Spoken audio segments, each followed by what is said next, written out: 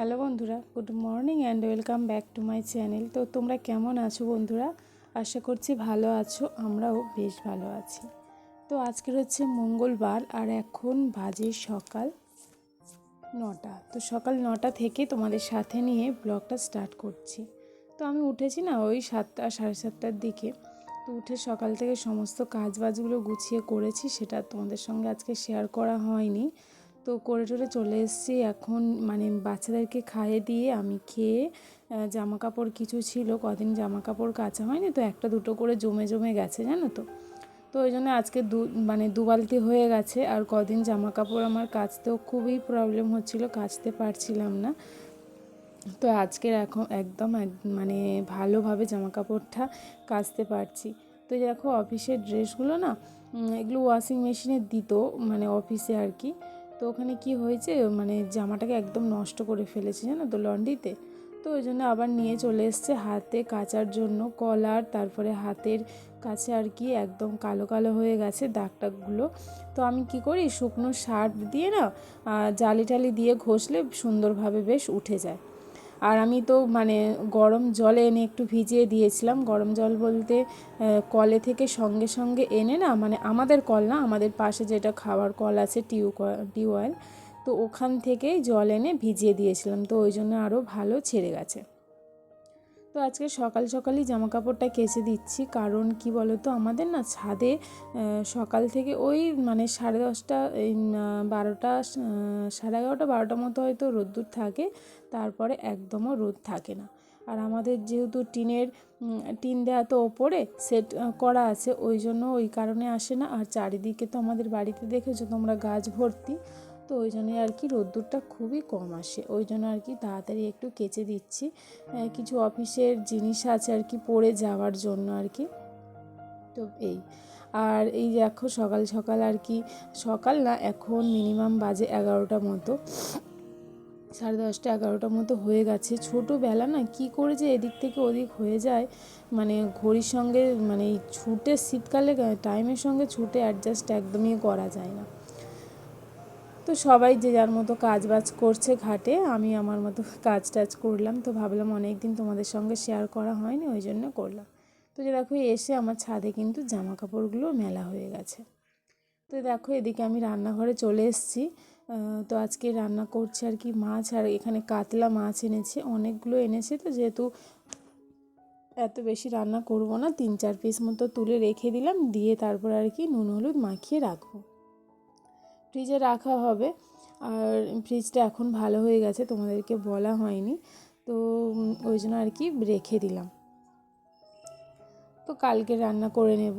তো আজকের এই 5 পিস করব। তারপরে তো চলো মাছটা মানে নুন হলুদ মাখিয়ে রাখলাম, রেখে তারপরে সবজিটা আর কি মানে কেটে নেব আর কি, যা যা রান্নাবান্না করব। তো আজকে ভাবছি একটু শিম পাতুরি করব আর মাছের ঝোল করব। তো মাছের ঝোল, এখন শীতকাল মানেই ফুলকপি, সব কিছুতেই ফুলকপি দিয়ে আমরা খেতে পছন্দ করি। তো এই যে দেখো ফুলকপি ছিল, একটু ফুলকপি কেটে নিয়েছি, আলু কেটে নিয়েছি, আর একটা ধনেপাতা কেটে নিয়েছি, আর একটু পেঁয়াজ আর কাঁচা লঙ্কা কেটে নেব। তো মাছের ঝোলটা বেশ মানে এখন ফুলকপি আলু দিয়ে করলে না বেশ খেতে ভালোই লাগে। আর শিম পাতুরিটা যেটা বলছি, সেটা আমি না কোনো দিনই করিনি, তো আজকের ফার্স্ট করব, জানি না কেমন হবে। তো চলো সবজি টবজি কেটে নিয়ে তারপর আর কি সবজিটা ধুয়ে নিয়েই রান্নাটা বসিয়ে দেবো। স্নান টান হয়ে গেছে, এবার শুধু রান্নাটা করলেই আর কি সকালবেলার মতো যুদ্ধটা আর কি শেষ হবে। আর সব কিছু তোমাদের সঙ্গে শেয়ার করিনি, কারণ কি বলো তো, অনেকটা না দেরি হয়ে যায়, ওই জন্য আর কি শেয়ার যতটা পেরেছি করি আর কি। তো তারপরে যে দেখো ধুয়ে নিচ্ছি আর কি সবজি টবজিগুলো।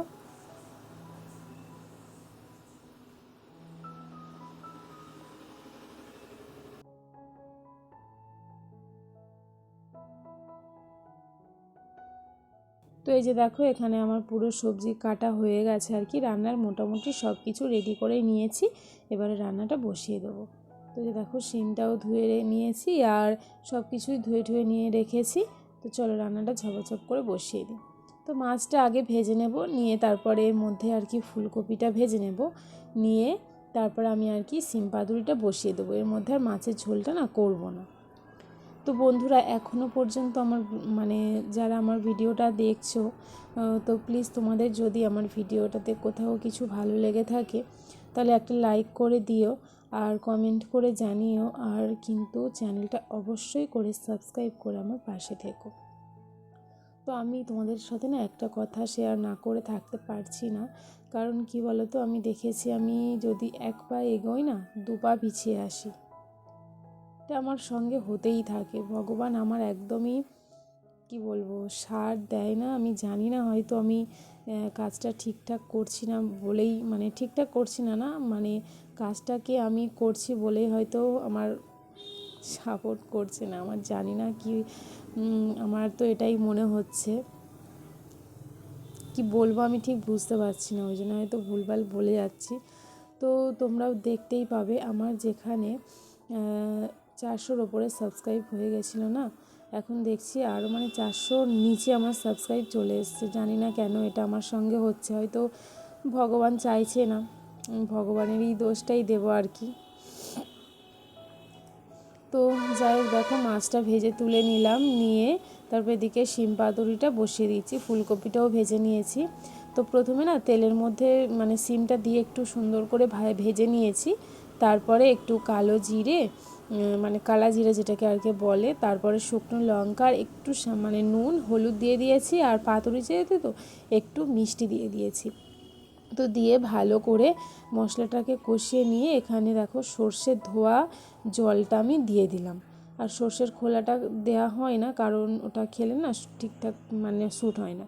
তো প্রথম দিন করেছি, হয়তো ভেবেছিলাম খারাপ হবে, ওই জন্য অল্প করেই করেছিলাম, কিন্তু বিশ্বাস করো দারুণ খেতে হয়েছিল। সিম যে এত মানে সুন্দর খেতে লাগে জানতাম না আগে, মানে 15 দিন তো করিনি, এই ফার্স্ট করলাম। আর সত্যিই খেতে ভালো হয়েছিল, বাড়ির সবাই তো বেশ ভালোই খেয়েছে আর ভালো বলেওছে। তো তারপরে এই যে দেখো একটু আমি এবার মাছের ঝোলটাকে আর কি বসিয়ে দেবো। তো কড়াইয়ের মধ্যে আর কি 5 ফোড়ন দিয়ে দিলাম, কাঁচা লঙ্কা, তারপর পেঁয়াজ কেটে রেখেছিলাম, তো সেটা দিয়ে দিয়েছি, দিয়ে একটু ভালো করে ভেজে ভেজে নিয়ে তারপর আর কি আলুটা দিয়ে দিচ্ছি। তো আলুটাও আমি সেম এই রকমভাবেই করব। তো মানে ভেজে নেব, নিয়ে তারপর রেগুলার যে মশলা সেটাও দিয়েছি, দিয়ে ফুলকপিটা একটু দিয়ে দিলাম, ফুলকপি তো ভাজাই ছিল। তো ফুলকপিটা দিয়ে ভালো করে মশলা টশলা কষিয়ে নিচ্ছি, নিয়ে তারপরে এই যে দেখো আমি এবার মানে মিষ্টির জন্য না একটু তুলে রাখবো, কারণ কি বলো তো মিষ্টি তো ঝাল ছাড়া খায়। তো লঙ্কা গুঁড়োটা আমি দিইনি এখনও, তো ওই জন্য লঙ্কা গুঁড়োটা দেওয়ার আগেই আর কি ওর জন্য একটু আলু ফুলকপি তুলে নিলাম। তো এটা এবার আলাদা একটু জায়গায় জল দিয়ে বসিয়ে দেবো। তো এইভাবেই আমি তরকারিটা করি, আর মানে আলাদাভাবে করি না, কষাই না। আমাদের যে কোনোই তরকারি হোক না কেন লঙ্কা গুঁড়োটা দেওয়ার আগে ওর জন্য তুলে নিই, নিয়ে তারপরে লঙ্কা গুঁড়োটা আমাদের তরকারিতে দিয়ে দিই। তো এই যে দেখো আমাদের তরকারিতে লঙ্কা গুঁড়োটা দিয়ে ভালো করে কষিয়ে জল দিয়ে ঢেকে দিয়েছিলাম, সেদ্ধ হয়ে গেছে। যাওয়ার পর আর কি মাছ আর জিরে বাটাটা দিয়ে দিলাম।